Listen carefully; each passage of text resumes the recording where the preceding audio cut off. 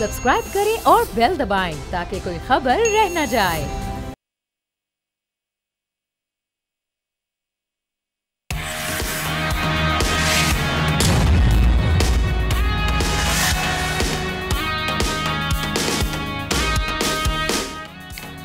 अस्सलाम वालेकुम नाज़रीन, न्यूज़ पंच में खुशामदीद। मैं हूँ गौहरिश। नाज़रीन, अब सूरत हाल ये है कि आज का दिन पाकिस्तान और ईरान के दोनों ही ममालिक के लिए तारीख़ी अहमियत का हामिल हो चुका है। जी, आज हमारे बरादर इस्लामी और पड़ोसी मुल्क के सदर इब्राहिम रईसी अपनी अहलिया और आला सतही वफ़द के साथ पाकिस्तान आए हैं।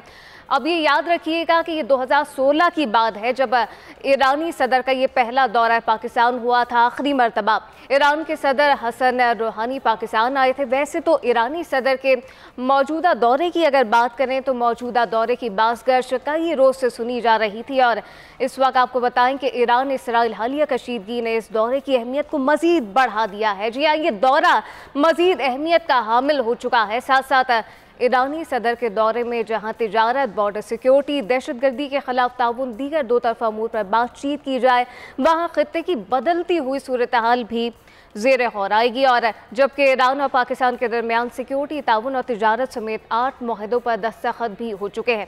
इस मौके पर वज़ीर-ए-आज़म शहबाज शरीफ ने कहा कि गज़ा में इसराइल की जाहिलियत के खिलाफ ईरानी मौक़िफ़ को सराहते हैं। जबकि दूसरी जानिब की अगर बात करें तो मेहमान ईरानी सदर का कहना था कि गज़ा की हिमायत पर पाकिस्तानी अवाम को सलाम पेश करता हूँ। अब इस तमाम तर सूरत हाल को हमारे तज्ज़ियाकार किस तरह देख, सवाल ये नाज़रीन पैदा होता है कि आला सतही वफ़द के कामयाब दौरे के बाद ईरानी सदर का दौरा पाकिस्तान कितनी अहमियत का हामिल है। और इससे भी अहम सवाल ये है कि ये दौरा कैसा देखते हैं और क्या अब ये तवील अरसे से ये जो ज़ेरे इल्तवा ईरान पाकिस्तान गैस पाइपलाइन का मंसूबा है, अब ये आगे किस तरह से बढ़ता है। इस तमाम तो सूरत हाल पे हमारा पैनल हमारे साथ मौजूद है। कराची स्टूडियो में नज़ीर लगारी हमारे साथ मौजूद है, साथ साथ एहतशामुल हक इस्लामाबाद स्टूडियो से शहजादा जुल्फ़िकार और डॉक्टर दानिश हमारे साथ मौजूद है। तमाम का बहुत शुक्रिया। सबसे पहले एहतशाम साहब, क्या समझते हैं, एक तो ये दौरा है ये कितनी अहमियत का हामिल है, साथ साथ ज़ेरे इल्तवा आप जानते हैं कि ईरान गैस पाइपलाइन का जो ये मंसूबा है अब ये आगे किस तरह से बढ़ता देख रहे हैं? देखें गौर, इसमें कोई शक नहीं है कि बहुत अहम दौरा, बड़े इंटरेस्टिंग टाइम में दौरा हो रहा है। अभी आपने देखा कि जिस अंदाज से ईरान और इजराइल के दरमियान आपने देखा झगड़ा हुआ, एक दूसरे पे मिसाइल फेंके गए और इसी दौरान आपने देखा कि हमने देखा 2-3-4 दिन पहले सऊदी फॉरेन मिनिस्टर एक विज़िट करके गए हैं और कहा जा रहा है कि मोहम्मद बिन सुल्तान भी इसके बाद आ सकते हैं पाकिस्तान और हमारे प्राइम मिनिस्टर भी वहाँ पे जा सकते हैं। अभी देखें इस विज़िट को जिस अंदाज से पूरी अरब दुनिया जो है ना, जो पाकिस्तान में इस वक्त रईसी साहब आए हुए हैं उनको देख रही है। अमेरिका बैठा हुआ मॉनिटर कर रहा है। आपने देखा 2 दिन पहले अमेरिकियों ने फिर कह दिया कि जी गैस पाइपलाइन पे अगर ये बहुत आगे जाएंगे और इसको रिवाइव करेंगे, लगाने की कोशिश करेंगे तो हमारी सैंक्शन जो है ना हम इन्वोक करेंगे। इससे पहले मिसाइल प्रोग्राम पे भी आपने देखा 4 कंपनियों को उन्होंने ब्लैकलिस्ट कर दिया, चाइनीज़ कंपनियों को। अब इस वक्त सवाल जो लोग पूछ रहे हैं वो ये है कि जी 2 तरफ़ा ताल्लुकात तो हमारे ईरान और पाकिस्तान के अच्छे हैं, एक डिसेंट लेवल तक हैं, लेकिन इस जिस लेवल पे जाने चाहिए तो वो नहीं जा पाए। उसकी वजूहत बहुत सारी हैं, लेकिन फ़ौरी तौर पे हम जब देखते हैं कि जिस अंदाज से पिछले 35-40 सालों से ईरान सैंक्शन सह रहा है और उस तरह से उनका तेल नहीं बिक रहा, अगरचे ईरान और अपना सऊदी इंडिया और चाइना उनसे तेल ले लें, उन पर सैंक्शन नहीं लगती, हम लेते हैं तो उन पर सैंक्शन लग जाती हैं। अब सवाल यह है कि हमारे पास फॉरेन पॉलिसी ऑप्शंस क्या रह गए। अभी एक तरफ तो कहा जा रहा है कि इस दौरे में जो बहुत से हवालों से कहा जा रहा है कि ये एक अपॉर्चुनिटी आई है कि म्यूचुअली आप देख सकते हैं कि जो हमारे प्रोटोकॉल सिक्योरिटी के हैं उसको रिव्यू किया जा सकता है, उस पर बात हुई है। खबर इसमें जो है वो बड़ी है, जो मुझे लग रहा है कि जो पता चल रहा है वो ये है कि दोनों तरफ जो नॉन स्टेट एक्टर्स हैं ना, जिसके वजह से पाकिस्तान और ईरान के ताल्लुकात ख़राब होते हैं, उनके बारे में कहा जा रहा है कि जी उन पर बहुत सख्ती की जाएगी। जैसे हम कहते हैं कि जी बलोचिस्तान में बैठे हैं BLA के लोग, ईरानी बलोचिस्तान में हमारे यहाँ पे उनके लोग हैं जिंदुल्ला जो सुन्नी हैं, वो उन पर हमले कर रहे होते हैं। अब ये तय हुआ है कि जी दोनों तरफ से सख्ती की जाएगी, लेकिन एक बात कही जा सकती है कि जो तहफ़्फ़ुज़ात दोनों को अभी भी हैं। किस तरह आप देख लें, ईरान के ताल्लुकात हिंदुस्तान से बहुत अच्छे हैं, कलभूषण को अभी हम नहीं भूल पा रहे। अब यही है कि जी बॉर्डर सिक्योरिटी को कैसे टाइट किया जाएगा, हमारे तिजारती ताल्लुकात कैसे बेहतर होंगे, ये 2 चीज़ों पर बड़ा फोकस हुआ। और साथ साथ कहा जा रहा है कि बॉर्डर्स पर ना मार्केट खोली जाएंगी ताकि आसान हो जाए कारोबार करना। एक दूसरी अहम चीज़ है जो मेरा ख्याल है जो फाइनली इससे सामने आएगी वो ये है कि जी अब ये जो तनाज़ा खड़ा हो गया है फ़लस्तीन वाला, उसमें ईरान का रोल किस तरह देखा जा रहा है। और सऊदी अरब जो इस वक्त, अगरचे चाइना ने सुलह करा दी थी थोड़ी देर, 1 साल पहले की बात है, आपने देखा चाइनीज़ फॉरेन मिनिस्टर गए थे और सऊदी और चाइना गए थे, सऊदी अरब और ईरान के फॉरेन मिनिस्टर, और उन्होंने वहाँ पे बातचीत का दरवाज़ा खोल दिया था। पाकिस्तान की मुश्किल गौर ये हो रही है कि पाकिस्तान सऊदी अरब और ईरान के साथ अपने ताल्लुकात को कैसे बैलेंस करे। ऊपर से अमरीकी जो है ना वो सैंक्शन लगाने की बात करते हैं, तो हमारे लिए बहुत सारी मुश्किलात हैं। अब देखना ये है कि इस इंटरेस्टिंग टाइम में ये क्या मिनिमम लेवल पे हम क्या अचीव कर सकते हैं। जी ऐसे ही एहतशाम साहब, मुश्किलात यकीनी तौर पे हैं, लेकिन लगारी साहब आप समझते हैं कि एक तो ट्रेडिंग बड़ी इंपॉर्टेंट है। ट्रेडिंग आप जानते हैं कि ट्रेडिंग होगी तो तमाम तर मामलात आगे चलेंगे, डॉलर आएंगे और डॉलर वैसे ही आएंगे जब ट्रेडिंग होगी। तो एक तो इस दौरे को किस तरह देखते हैं, और अब ये ट्रेडिंग का जो तमाम तर मामला है, मुआशी सूरत हाल भी पाकिस्तान की किसी से ढकी छुपी नहीं है, क्या देख रहे हैं आगे? देखें, ये एक जो खुशगवार पेशरफ्त हुई है गुज़श्ता चंद माह के दौरान, तकरीबन कोई 7-8 माह पहले यहाँ पर ईरान के वज़ीर ख़ारजा आए थे, कराची शहर में भी आए थे, और यहाँ पर आकर उन्होंने हमारे बिज़नेस और ट्रेड कम्युनिटी के साथ मीटिंग्स भी की थी, और उनके अच्छे नताइज भी बरामद हुए थे, और एक टारगेट सेट किया गया था। ग़ालिबन उस वक्त ये कहा गया था कि हम ये जो हमारा 2 तरफ़ा तिजारत है, इसका हुजूम जो है हम $5 अरब तक ले जाएंगे। लेकिन आज जो MOU साइन किया गया है, जो बातें की गई हैं, जो फाइनल डिसीजन लिया गया है, कहा गया है कि हम इस हुजूम को बढ़ाकर $10 अरब तक ले जाएंगे। इस वक्त तक तो सूरत हाल ये है कि दोनों मुल्कों के तिजारत का जो हुजूम है वो $500 अरब भी नहीं, $500 मिलियन भी नहीं, $50 करोड़ भी नहीं है, बल्कि इससे भी कहीं कम है। और अगर ये तिजारत बढ़ती है और 2 तरफ़ा जो बॉर्डर हैं हमारे, जहाँ जहाँ पर हमारे बॉर्डर मिलते हैं और जहाँ जहाँ पर हमारे बॉर्डर्स पर एंट्री पॉइंट्स हैं, वहाँ पर अगर ट्रेड सेंटर खोले जाते हैं दोनों मुल्कों के, और वहाँ पर अगर तिजारत होती है, यहाँ से भी हमारे ताल्लुकात ज़्यादा खुशगवार होंगे, ज़्यादा बेहतर होंगे। ईरान और पाकिस्तान के ताल्लुकात तारीख़ी हैं और एक दूसरे के बहुत करीबी ताल्लुकात हैं। मैं समझता हूँ कि एक तो ट्रेड हुजूम बढ़ेगा, और दूसरी बात यह है कि क्या पाकिस्तान जो है वो ये जो पाइपलाइन है इसके बिछाने के लिए क्या डिक्टेशन लेगा पाकिस्तान, या डिक्टेशन नहीं लेगा। हमें इस तरह नहीं होना चाहिए। एक आज़ाद कौम के तौर पर हमें फ़ैसला करना चाहिए। ईरान ने ख़ुद फैसले किए ना, ईरान पाबंदियों का शिकार चला आ रहा है पिछले 40 साल से ज़्यादा अरसे से पाबंदियों का शिकार चला आ रहा है, बल्कि 1980 से लेकर उनको 44 साल हो गए वो पाबंदियों का शिकार है। लेकिन उसके बावजूद इस वक्त दुनिया, यूरोप की कई मईशतें ऐसी हैं जो ईरान से कम दर्जे की हैं, यानी स्विट्ज़रलैंड की, नीदरलैंड की, हॉलैंड की जो तिजारत है, हॉलैंड का जो उसका GDP है वो ईरान से कम है। इसी तरह से बेल्जियम का जो GDP है वो ईरान से कम है।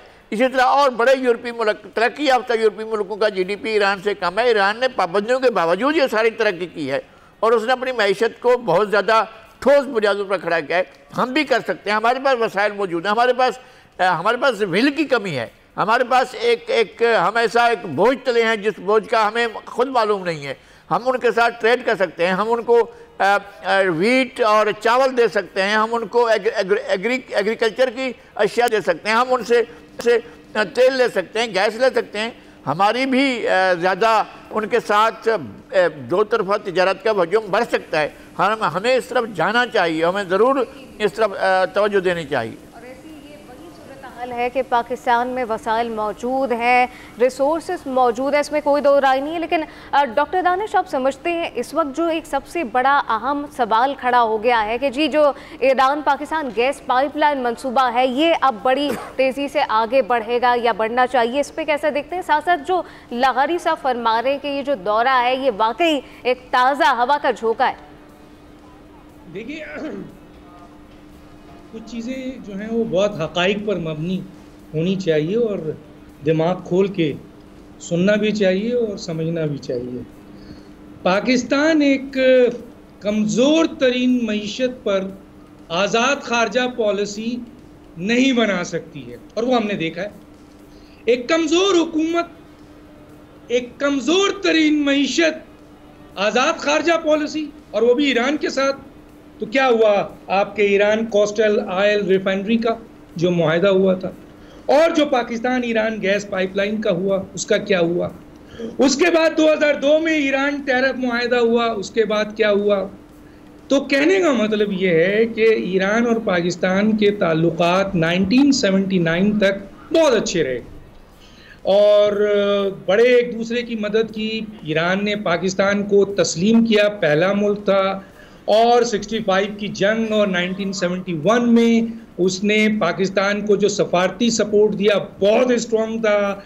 वो पाकिस्तान ने उसकी सफारती जंग लड़ी जब उसके ऊपर सैंक्शन हुआ। लेकिन 1917 के बाद जिस तरीके से तमाम तजारत, क्योंकि $2 बिलियन का क्लियर होना चाहिए, $2 बिलियन का तजारत पाकिस्तान के साथ था, और अभी जो है रिसेंटली 2023-2022 में जनाब बिलावल भुट्टो और उनके जो हम मनसब वजीर खारजा थे वो $5 बिलियन तक ले गए, और ये बात कर रहे हैं $10 बिलियन की। लेकिन ईरान और पाकिस्तान के इन मुआहदों के ऊपर जो सबसे इम्पोर्टेंट बात यह है कि माजी के मुआहदे भी अगर हम देखें तो क्यों नहीं होते हैं, उसकी वजूहात मैंने आपको शुरू में बता दी कि कमज़ोर मईशत आज़ाद खारजा पॉलिसी नहीं देती, और हमारे यहाँ कमज़ोर हुकूमतें भी आती है। 1979 में जब इस्लामी इनकलाब आया ईरान में, तो उसके बाद ईरान की जो खारजा पॉलिसी थी वो तब्दील हुई, और उसके बाद ईरान को और पाकिस्तान के ताल्लुकात में भी फ़र्क पड़ा। और ईरान और पाकिस्तान के ताल्लुकात में 4 अहम चीज़ें हैं जो मुश्किलात का हुई। सबसे अहम चीज़ है कि मजहबी एक्सट्रीमिस्ट इधर से उधर और उधर से उधर दोनों बॉर्डर्स को क्रॉस करके उन्होंने वहाँ के लोगों को डिस्टर्ब किया। दूसरा जो था वो 2016 में नरेंद्र मोदी ने तकरीबन $550 मिलियन जो है इन्वेस्ट किया चार बहार जो उनका पोर्ट था, जिसकी बुनियाद पर जब गवादर पोर्ट को पाकिस्तान ने इस्टेब्लिश किया चाइना के साथ, तो एक बड़ा डिस्प्यूट पैदा हुआ। ये भी इख्तलाफ की वजह है। दूसरा, ईरान पाइपलाइन थी जो तकरीबन 900 किलोमीटर ईरान बना चुका था, और पाकिस्तान उसको शुरू नहीं करता है क्योंकि प्रेशर है अमेरिका का, जिस तरह का जिक्र आपको भी पता है और हमें भी पता है। 11 सितंबर 2001 पाकिस्तान जब नॉन नेटो इत्तेहाद का हिस्सा हुआ, तो उस वक्त भी ईरान के इख्तलाफात हुए। देखिए, ये रईसी साहब एक जज हैं जो कि बड़े मशहूर हुए डेथ कमेटी से, जो 4 जनरल थे, और 2021 में जब ओहदा संभालते हैं, यहाँ आते हैं। यकीनन ईरान और पाकिस्तान का मुआहदा होगा, लेकिन सवाल ये पैदा होता है कि क्या पाकिस्तान पिछले मुआहदों को जो हुए थे उसको क्यों नहीं जारी रख सका। इस दौरे से यकीनी तौर पे पाकिस्तान एक कमजोर, ऐसा लगता है कि कई सवालात भी खड़े हो गए यकीनी तौर पे। लेकिन शहजादा जुल्फ़िकार साहब, आप समझते हैं जिस तरह से डॉक्टर दानिश फरमा रहे हैं कि जब कमज़ोर मईशत होगी तो उसके होते हुए आज़ाद खारजा पॉलिसी का जो तसव्वुर है वो मुमकिन नहीं है, क्या कहिए? देखिए, बहुत सी चीज़ें हैं। ज़रूर ये है कि जो ख़ित्ते में हमारी एक पोजीशन है, और जब हम डिपेंडेंट होंगे IMF पर, हम डिपेंडेंट होंगे, और हमारे जो दोस्त ममालिक हैं उनकी तरफ देखेंगे मईशत में, तो ज़ाहिर है हमें फिर बहुत मुश्किल है कि हम कोई ऐसे फ़ैसले करें जिसमें ये ज़रूर है। लेकिन हमें ये भी नहीं भूलना चाहिए कि बाज़ चीज़ें जब हमारे सर्वाइवल की बात होती है उसमें फिर हम आज़ाद हैं। लोग बड़ा बात करते हैं कि अमेरिका के और अमेरिका का इन्फ्लुएंस, अमेरिका का ये और सारा कुछ अपनी जगह। जब न्यूक्लियर उसकी बात आती है तो हमने कोई दबाव कबूल तो नहीं किया। मुश्किल हमारे लिए बहुत आई है, लेकिन दबाव हमने कबूल नहीं किया। फिर 2013 में सारी दुनिया जो है वो उसमें, यानी सऊदी अरब, एक तरफ सऊदी अरब, दूसरी तरफ ईरान, लेकिन ईरान के साथ मुआहदा हुआ। मुश्किल फ़ैसला था, किया, दबाव बर्दाश्त करते रहे। अगर हम इसको मान लें कि जी हम बिल्कुल ही घुटने टेक देते हैं, ऐसा नहीं। तो बहुत से चीज़ें ऐसी हैं कि जहाँ हमारी उसकी बात आती है। इवन सऊदी अरब की बात करूँ कि सऊदी अरब से हम कोई ऐसा हम इनकार ही नहीं कर सकते किसी चीज़ पर। यमन के फ़ौज भेजने पर हमने इनकार किया या नहीं किया? उसमें मुश्किलात आई, ज़रूर हमने किया, उन चीज़ों को हमने टैकल भी किया। और कहीं हमने सऊदी अरब और ईरान के दरमियान सालिसी का भी किरदार अदा करने की कोशिश की। हालांकि बहुत से लोग हंसते होंगे लोग कि जी पाकिस्तान की क्या हैसियत जी वो करें, लेकिन कोशिश की हमने। हम नहीं कर सके, हमारा एक दोस्त मुल्क चाइना ने कर दिखाया, लेकिन हमने दोनों मुल्कों को बताया कि हम ख्वाहिशमंद हैं। हम ख्वाहिशमंद है कि आप आपस में अपने रिसोर्सेज भी ज़ाया कर रहे हैं और इतना एक दूसरे के खाम में हम जो है आप आपस में जो है ना एक दूसरे की, लेकिन चलो अच्छा हो गया। तौर पे अब वाज़ेह तौर पे फिर ऐसा लगता है कि इस हवाले से बड़े मुझे आखिरी बात करने दें, आखिरी बात सिर्फ करने दें कि एक उनका दौरा ये भी अहम है कि ये खुद सदर रईसी का पहला दौरा है, और फिर एक इस वक्त कि आज उनके और इसराइल के दरमियान पीक पे है उनकी सारी एक लड़ाई, और जो भी है उसमें वो तस्वर उनका आप देखें कि होना तो ये चाहिए था कि इस प्रेशर में हम हाथ जोड़ते कि खुदा के लिए आप ना आएँ भाई, हमारे लिए मुश्किलात आएंगी और दबाव आएंगे, लेकिन वेलकम किया। और जिस तरीके से इस्लामाबाद की सड़कों को जिस तरीके से उनको वेलकम किया और जिस तरह से बैनर्स वो किया, तो इसका मतलब ये है कि इस मामले में शायद हम अपने लिए अपने लिए एक अपॉर्चुनिटी भी तलाश कर रहे हैं। जी सही, अपॉर्चुनिटी भी तो ये तो वक्त ही बताएगा, लेकिन बड़ी डिवाइडेड इस पे ओपिनियंस है। और नाज़रीन अभी वक्त हुआ है ब्रेक का, जब ब्रेक से वापस आएंगे तो बात करेंगे ज़िमनी इंतखाबात में क्या कुछ हुआ है।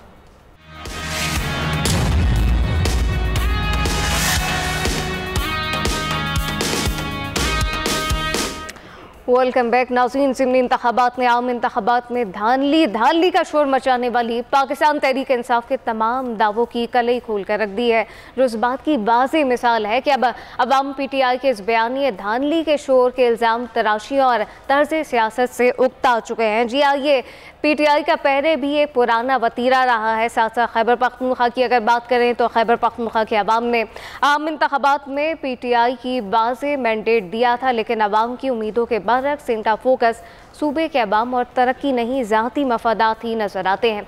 शायद यही वजह है कि ज़िमनी इंतखाबात में वोटर्स PTI को किसी खातिर में नहीं लाया। अब इस तमाम सूरत हाल में गैर सरकारी गैर ख़तनी नताइज के मुताबिक हुक्मरान जमात मुस्लिम लीग नून और इत्तेहादी आगे नज़र आ रहे हैं। जी हाँ, हुक्मरान इत्तेहाद और इत्तेहादी आगे नज़र आते हैं। साथ गुजरात में भी यही सूबाई असम्बली की नशिस्त पर चौधरी परवेज़ इलाही को इनके भतीजे मूसा इलाही ने शिकस्त दी और मोनस इलाही को भी हार का सामना करना पड़ा। दूसरी जानिब लाहौर में नून लीग और इत्तेहादियों ने क्लीन स्वीप कर लिया है, जबकि अपोजिशन लीडर उमर अयूब का शिकस्त तस्लीम करने के बजाय कहना है कि 21 अप्रैल की बात की गई और कहा गया कि 21 अप्रैल के बाई इलेक्शन के नाम पर ढोंग रचाया गया। फॉर्म 47 वाली हुकूमत शफाफियत नहीं चाहती। अब इस तमाम सूरत हाल पे फिर सवाल ये है कि ज़िमनी इंतखाबात में PTI की नाकामी क्या इशारा कर रही है? क्या अवाम ने इनका बयानिया मुकम्मल तौर पर मुस्तरद और दफन कर दिया है? और ज़िमनी इंतखाबात में वोटर टर्नआउट कम क्यों रहा है? ये भी एक बड़ा अहम सवाल है। एहतशाम साहब, क्या समझते हैं ज़िमनी इंतखाबात जिस तरह से हुए उसमें टर्नआउट एक तो बड़ा कम रहा, और PTI की अब तर्ज सियासत किस तरह से देख रहे हैं आगे बढ़ती हुई? देखिए गौर, आम तौर पे हमने देखा है कि ज़िमनी इंतखाबात में टर्नआउट कम होता है, लेकिन जिस तरीके से एक फ़िज़ा बन गई थी और जिस तरीके से PTI के लोग कहते थे कि जी हमारे लोग हर वक्त हर जगह निकलेंगे, तो उस तरह नहीं निकले। अब इस पर तो मेरा ख्याल है दो राय नहीं, इनको ख़ुद लोग भी मान रहे हैं कि टर्नआउट कम रहा है, लोगों की दिलचस्पी इसमें कम रही है। लेकिन अहम सवाल इस वक्त यह है कि क्या वाकई PMLN ने अपना ग्राउंड कवर कर लिया है, अपनी हारी हुई सीटें रिक्लेम कर ली हैं? तो उस अंदाज से देखा जाए तो कौमी असम्बली की 2 और 12 नशिस्तें सूबाई असम्बली की उन्होंने ले ली हैं। अब इसमें ऑप्टिक्स की बात हो सकती है, बातों का छोटी सी बात बहुत बड़ी लगती है। अब पंजाब 12 करोड़ का सूबा है, 5 रुपये रोटी अगर सस्ती कर देते हैं और 500 साढ़े 500 रुपया 20 किलो थैले पे आप कम कर देते हैं प्राइस उसकी, तो कहीं ना कहीं उसका फ़र्क पड़ता है। दूसरा सवाल इस वक्त अहम यह है कि जी क्या जिस अंदाज से PTI ने फ़ैसला किया, बहरहाल जब हम बात कर रहे हैं तो फॉर्म 45, 47 की अभी बहस शुरू नहीं हुई।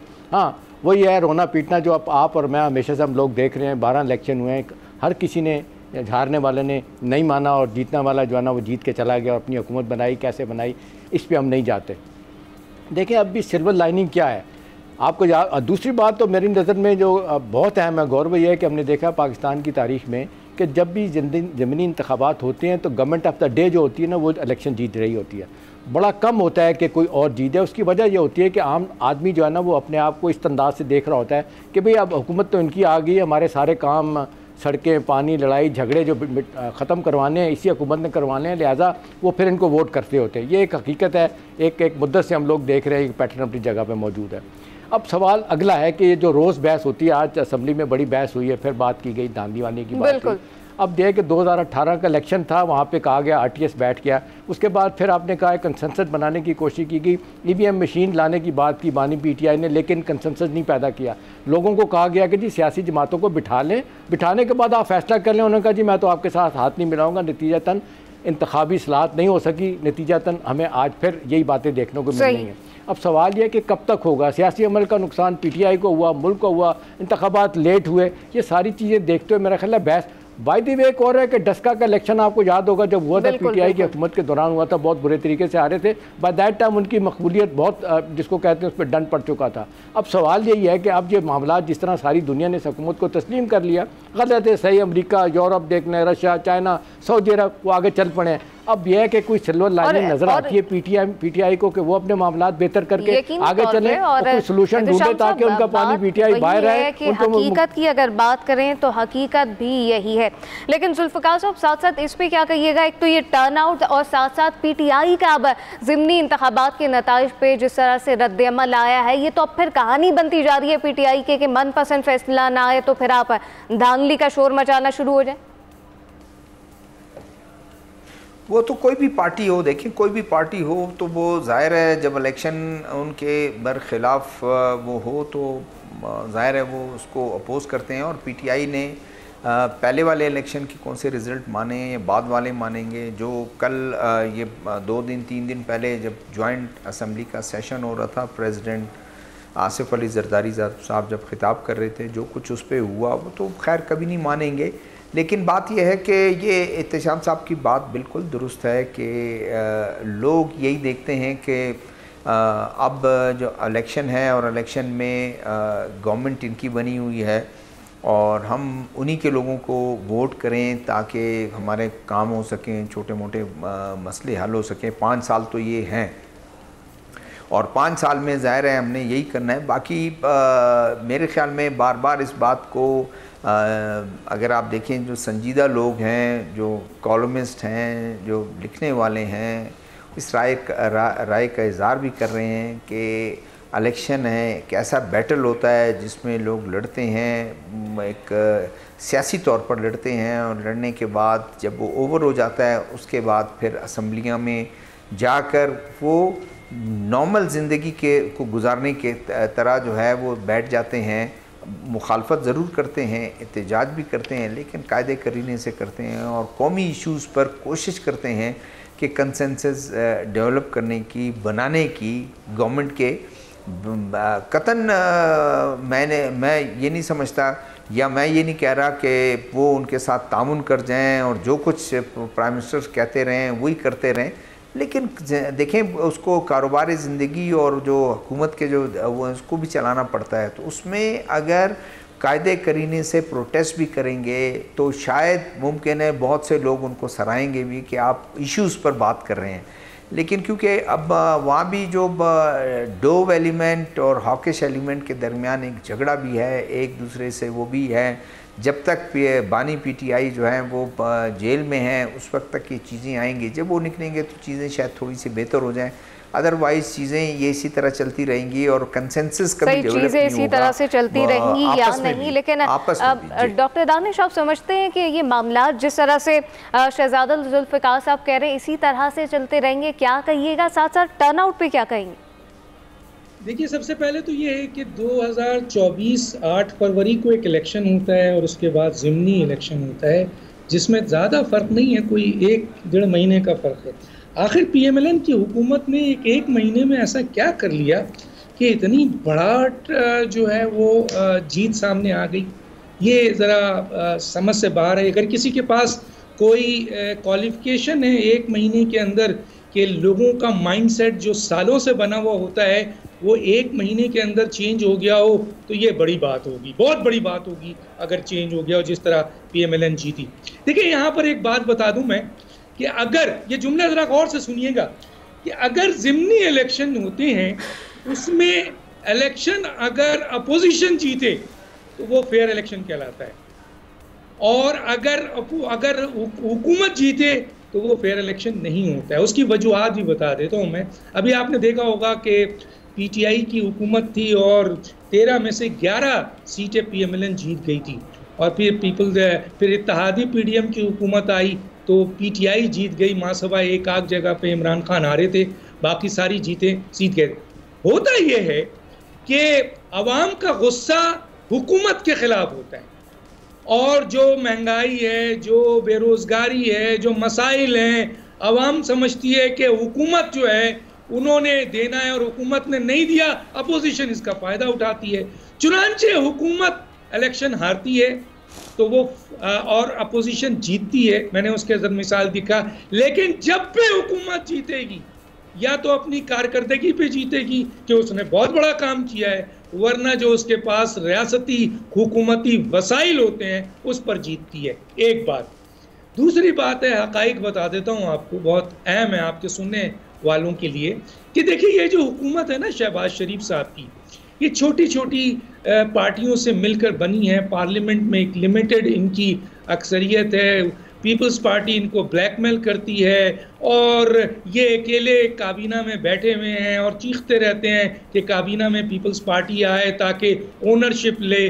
तो क्योंकि इस हुकूमत के पीछे अस्करी पूरी क़यादत बैठी हुई है और ये हुकूमत, इसके अलावा कोई ऑप्शन अभी नहीं है। सही। इस हुकूमत के पीछे अस्करी पूरी क़यादत बैठी हुई है और इसने 2 बजट देना है। चुनांचे इस हुकूमत को हर तरह की सपोर्ट दी जाएगी। ये इलेक्शन नहीं, इससे पहले 5 रिकाउंटिंग जो हुई जिसमें PTI के जीते हुए लोगों को रिकाउंटिंग में हराया गया ताकि PMLN में इजाफा हो। पार्लियामेंट में PMLN को ताकत दी जाए, हुकूमत को ताकत दी जाए, उनमें कॉन्फिडेंस आए, पीपल्स पार्टी की ब्लैकमेलिंग से उनको निकाला जाए, MQM की ब्लैकमेलिंग से निकाला जाए। पूरी एस्टेब्लिशमेंट ये चाहती है कि PMLN को सपोर्ट कर 2 बजट निकाला जाए। यही हुकूमत इनके साथ इनका कंट्रोल है, इसीलिए आइंदा भी PMLN को जीत मिलेगी जब तक के 2 बजट पूरे नहीं होते हैं। सही। ये यकीनी तौर पे एक बहुत बड़ी स्टेटमेंट है। लगारी साहब, आप इस पे क्या कहिएगा, ये ज़रूर बताइएगा। साथ साथ टर्नआउट पे बड़ी बात हो रही है, कम रहा टर्नआउट और कहा जा रहा है अगर फैक्ट्स एंड फिगर की बाकी तौर पे बात करें तो वाकई ऐसे ही लग रहा है ना कि फिर PTI का जो बयानिया है वो अब पीछे ही रह गए। पहली बात ये है कि हम ओवर स्टेटमेंट नहीं करना चाहते हैं, ना करना चाहिए। मेरा हमेशा ये मौक़िफ़ रहा है कि बंदा पॉपुलर नहीं है, बंदे के अंदर पॉपुलरिटी की हवा भरी गई है गुब्बारे के अंदर, और भरने वाले जो थे अब वो तक चुके हैं और उन्होंने नताइज भी देख लिए हैं। और वो जो स्पाई मास्टर थे वो अब दाएं बाएं नहीं बैठे हुए हैं, इस वजह से वो उनकी वो पोजीशन भी नहीं रही है। जिस तरह से वो हर चीज़ को चलाया करते थे और साथ साथ बैठकर मशवरे करते थे और उसको ऐसी चैलेंज बनाते जिस तरह से वो समझेगा कि दुनिया फतह करने जा रहे हैं। 2021 में क्या सूरत हाल थी, वो सारे इलेक्शन हारे थे। 2022 के शुरू में लोग झोलियाँ फैलाकर दुआएं कर रहे थे कि जनाब इससे जान छूटे।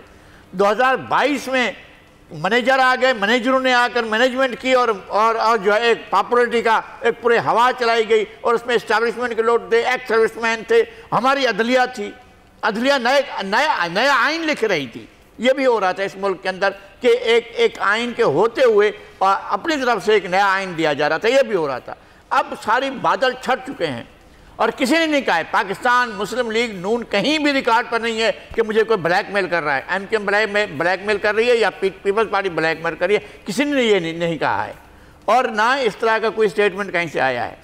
वो इलेक्शन इत्तेहाद के तौर पर जो लड़ा है, जहाँ उन्होंने उम्मीदवार नहीं खड़े किए वहाँ ज़ाहिर है उनको फतह हासिल हुई है और एक ऐसी कामयाबी मिली है PMLN को जो खिलाफ तवक्को नहीं थी। मुझे बिल्कुल अंदाज़ा था, मैं एक एक सीट पर चलकर बात करने को तैयार हूँ। क्या अली परवेज़ मलिक को कोई हरा सकता था? कोई सोच सकता था कि जनाब वो हार सकते हैं? क्या यहाँ पर वो जीते हैं सईद अकबर नवानी, उनका मुकाबला मोहम्मद अफजल ढांडला से था, दोनों टक्कर के उम्मीदवार थे, वो नून लीग के टिकट की वजह से जीते हैं, वरना डॉक्टर अफजल ढांडला जो हैं वो आज़ाद उम्मीदवार के तौर पर लड़ रहे थे, लेकिन उन्होंने मुकाबले के बावजूद वो हार गए। इसी तरह से चौधरी परवेज़ इलाही के साथ और चौधरी मोनिस इलाही के साथ क्या हुआ? इसी तरह से हारे हैं, बिल्कुल हारे हैं। उनके हार में कोई वो नहीं है, शक ही नहीं है। असल में हम परसेप्शन से नहीं बना सकते ना, जो हकीकतें हैं वो हकीकतें हैं, वो ग्राउंड पर मौजूद हैं। बंदा ये है कि इसने कौन सा आसमान से तारे तोड़ कर लाया था कि लोग इनकी मोहब्बत में मुब्तला हो गए थे? कोई ऐसा उनका पूरा दौर जो था पाकिस्तान की तारीख का बदतरीन दौर था, याह्या खान से भी बदतरीन दौर था इमरान खान का, जो पाकिस्तान ने भुगता है और 2018 से लेकर 2021 तक 2022 तक जो भुगता है वो पाकिस्तान की तारीख का तारीख तरीन दौर था। हम उस दौर से गुजर कर आए हैं। अब सूरत हाल बदल रही है, चीज़ें ठीक हो रही हैं और एक्शन के बाद रिएक्शन भी हुआ और उसके बाद सेंसिस की तरफ चीज़ें जा रही हैं, अब बेहतरी की तरफ चीज़ें जा रही हैं। इसी तरह से नतीजे वहीं होने थे और ये खिलाफ तवक्को नहीं थे। लगारी साहब ये जो ज़मीनी इंतखाब की डायनामिक कुछ और होती है। लगारी साहब ये बताइएगा कि 2018 का इलेक्शन बानी पीटीआई ने जीता था, फिर आपने देखा ज़मीनी इंतखाब में वो हार गए थे पेशावर से। नहीं, बिल्कुल यही हुआ था, बल्कि मियाँ वाली की सीट पर कहाँ जीते थे वो, और उससे पहले जब इलेक्शन हुए थे उस वक्त भी यही सूरत हाल होती है। एक जब उन्होंने 2013 में अपने घर की सीट छोड़ दी थी, उसका नतीजा क्या निकला था?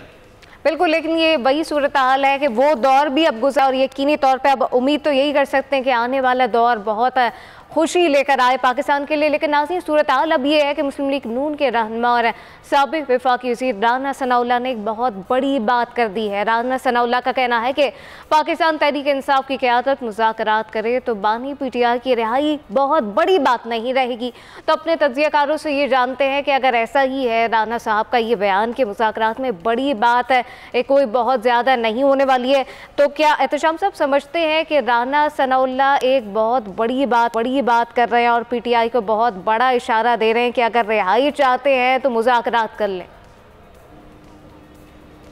देखें गौर, राना सनाउल्लाह और मियाँ जावेद लतीफ़ बड़े दिनों से डिफरेंट बातें कर रहे हैं और तीसरे आदमी इसमें साद रफ़ीक भी शामिल हो गए हैं। देखें, इनके अपने तहफ़्फ़ुज़ात हैं पार्टी के अंदर भी और ख़ानदान के अंदर भी, जो हम देखते हैं रूलिंग पार्टी है, उस हवाले से बहुत सारी बातें करते हैं। और ये ग्रुप ये डेफिनेटली नवाज शरीफ साहब के लोग हैं और शहबाज शरीफ साहब के ख़िलाफ़ लोग हैं। इसलिए ये इनको लगता है कि जी अब मामलात ख़राब हो गए हैं। कभी कभी इनको लगता है कि जी ये दोबारा से अब नवाज शरीफ साहब को लाने के लिए एक बहुत बड़ा एफर्ट करना पड़ेगा। और फिर बाद नज़र में कभी ये कहते हैं कि नहीं जी इलेक्शन में धांधली भी हुई थी, हमें हराया गया, जितवाया गया। कभी कहा जाता है, प्राइवेटली कहा जाता है कि जी PML के पास तो सिर्फ 20 सीटें आती थी, 30 आती थी। देखिए, सवाल इस वक्त यही नहीं है। सवाल इस वक्त यह है कि इस वक्त ये बातें क्यों कर रहे हैं, क्या इनको कुछ कहा जा रहा है? देखिए, अब जिस तरीके से नवाज शरीफ साहब हमने देखा कि सियासत में इररिलेवेंट हुए, थोड़ी देर के लिए हुए, अब बड़ी शिद्दत के साथ एहसास हो रहा है कि पार्टी को रिवाइव करें और दोबारा से वापस आएँ। और अब वो कहा जा रहा है वो सदर भी बन जाएंगे, ये लोग दोबारा से लेके आएंगे। अब जवाब सवाल ये रह गया है कि जी बातें क्या हो रही हैं। देखिए, PTI ने बड़ा वाज़ेह तौर पर इस बात को रद्द कर दिया है, चाहे गौर खान हो, चाहे उमर अयूब हो, कि जी हमारी कोई बातचीत नहीं हो रही, ना ही हमसे कोई बात कर रहा है मुख्तार की तरफ से। लेकिन आम तौर पे जो आप और मैं असेसमेंट करते हैं उसमें यही है कि पाकिस्तान की तारीख यही बताती है कि भी जब तक आप अपने स्ट्रॉन्ग और सख्त मौक़िफ़ से नहीं हटेंगे। अब तो उन्होंने नाम लेके भी तनकीद शुरू कर दी थी बानी PTI ने। भाई सवाल ये है कि जी इस वक्त जो सूरत हाल आपकी बनी है, अब तो केसी चलेंगे, या तो अदालतों में फ़ैसले होंगे, अदालतों के बाहर भी फ़ैसले होते हैं, जद्दा लोग चले भी जाते हैं, नवाज शरीफ साहब बाकी लोग, लेकिन कोई तरीकाकार अडॉप्ट करना होता है। लेकिन ये नहीं हो सकता कि आप एक तरफ लड़ाई करें और मेरा ख्याल है आखिरी बात अगर करने की इजाज़त दें, आखिरी बात इजाज़त करने की, देखें सुलह की एक ही बात मैं आपको बता दूं, जब तक बानी PTI 9 मई को डिनाउंस नहीं करेंगे, कंडेम नहीं करेंगे, अपने आप को दूर नहीं करेंगे, अपनी गलती नहीं मानेंगे, इनके लोग अपने पीपल लाइक आतिफ खान कहते हैं कि गलती हुई है। जब आप ये कहेंगे कि 9 मई हुकूमत ने कराया, फौज ने कराया, तो सुलह नहीं होगी। उनके मफाद में भी है, लेकिन आगे क्या सूरत हाल होने वाली है इस पर भी बात करेंगे। लेकिन अभी वक्त हुआ है ब्रेक का।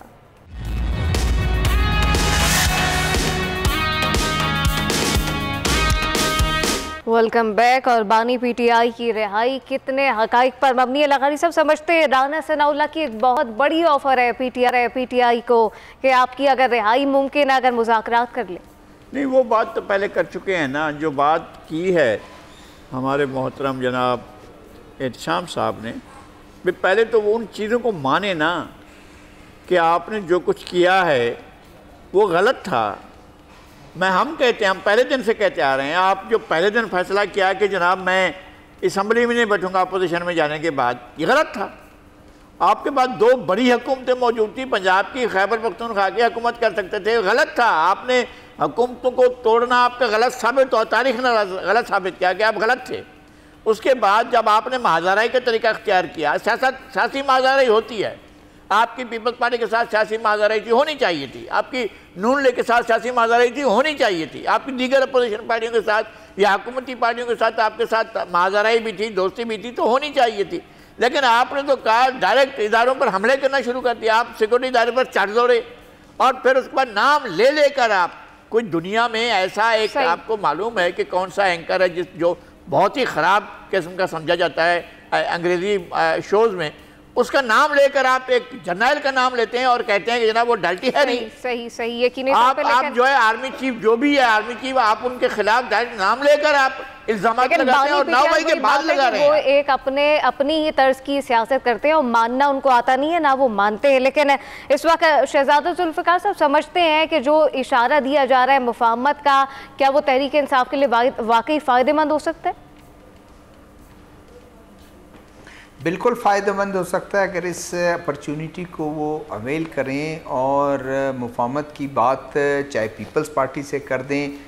मैंने पहले अब इशारा यही किया कि जब प्रेसिडेंट जरदारी के मुद्दे थोड़ा सा एक नरम गोशा था पीपल्स पार्टी का, और शायद नून लीग बड़े खुश है इस बात से कि वो अपॉर्चुनिटी ये करीब आ रहे थे तो ये भी ख़त्म हो गया, वो उन्होंने शायद ख़ुद गंवा दिया।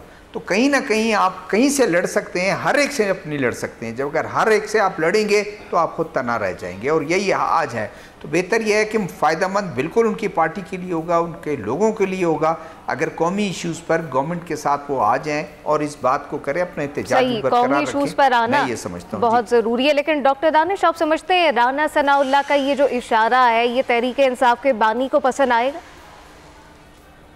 देखिए, ये जो आपका सवाल है इसका जवाब दे देता हूँ, बहुत ही छोटा सा जवाब है इसका, मैं दे देता हूँ। लेकिन उससे पहले 2 बात ज़रूर आपके व्यूअर्स के लिए।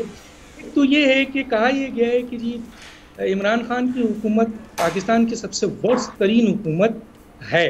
तो मेरा यहाँ पर एक है कि आदमी इमरान खान से और इमरान खान की स्टेटमेंट से और उनके लोगों से बहुत इख्तलाफ कर सकता है, लेकिन एक प्रोग्राम ज़रूर रख लीजिए इस पे कि पाकिस्तान की बदतरीन हुकूमत कौन सी थी। मैं इसके ऊपर चाहूँगा कि किसी दिन एक प्रोग्राम रखें ताकि पता चले पूरी दुनिया को कि बदतरीन हुकूमत कौन सी थी। दूसरी बात कि कभी इत्तेहादी ये आकर मीडिया में नहीं कहते हैं कि हमें ब्लैकमेल किया जा रहा है। हमने अपनी पूरी लाइफ में ये नहीं सुना है। अभी आपने पीडीएम का देखा, इत्तेहादी थे, जैसे ही ख़त्म हुआ मौलाना फजलुर रहमान, बिलावल भुट्टो और आसिफ अली जरदारी और शहबाज शरीफ और सब कोई च्यों कहने लगा एक दूसरे से इख्तलाफ। अरे भैया मालूम करें, ये ब्लैकमेलिंग से सदर की हुकूमत ली गई है, सदर की पोजीशन। चेयरमैन सेनेट भी ब्लैकमेलिंग से, बलोचिस्तान हुकूमत भी। बड़ा स्टेटमेंट डॉक्टर साहब, हम एक दूसरे को कंट्राडिक्ट नहीं, मैं कहता हूँ बहुत बड़ा स्टेटमेंट दे रहे हैं, ये हम प्रूव नहीं कर सकते, ये हम इन चीजों को नहीं प्रूव कर सकते। वो बैठे हुए हुकूमत में एक साथ और हम उस पर ब्लैकमेलिंग का इल्जाम लगा रहे हैं, ये तो कोई बात ही ना हुई। ये इतना बड़ा स्टेटमेंट, स्वीपिंग स्टेटमेंट है आपका। ऐसा कभी भी नहीं होता। और ये जो ऐसा स्वीपिंग स्टेटमेंट नहीं, डॉक्टर साहब गलत है। सही भाई आपके कहने से हो गया, आपने कह दिया अरे भाई आए, मैं तो आपको दलाइल दे रहा हूँ। बलूचिस्तान नहीं, आप अपनी बात को दलाल कहेंगे, हम अपनी बात को या झूठ कहें, गलत कहें। नहीं, हम कह रहे हैं जो हम वो दलाइल नहीं है क्या डॉक्टर साहब? जो बात हम कह रहे हैं वो भी दलील से बात कर रहे हैं, और हमारे साथ में ठोस मिसालें मौजूद हैं। ऐसा नहीं है कि हमारे साथ मिसालें मौजूद नहीं है। मैं ये कह रहा हूँ कि कभी भी नून लीग ने नहीं कहा है कि ब्लैकमेल है, ये हमारा इल्जाम है, ये हमारे आप लगा रहे हैं इल्जाम। मैं इसको मालूम करें, अपनी ख्वाहिशात को लेके नहीं आए। मेरी कौन सी ख्वाहिश है? मेरी कौन सी ख्वाहिश है? आप ख्वाहिश तो आपकी जाहिर होती है डॉक्टर साहब, ख्वाहिश आपकी जाहिर होती है। मैं समझता हूँ इस तरह से नहीं होना चाहिए, इस तरह से लाइन नहीं लेनी चाहिए। बिल्कुल, आप स्वीपिंग स्टेटमेंट किसी के बारे में कैसे कह सकते हैं कि यकीनी तौर पे ये वही सूरत हाल है, फलां ब्लैकमेल नहीं कर रहा है, ऐसा ही है। लेकिन ये वही सूरत हाल है कि इस वक्त ख्वाहिश बुनियाद पर यकीनी तौर पे सियासत किसी तौर मुमकिन नहीं है, क्योंकि ऐसी सियासत पाकिस्तान के मफाद में नहीं हो सकती। फिलहाल के लिए मुझे और मेरे पैनल को दीजिए इजाजत।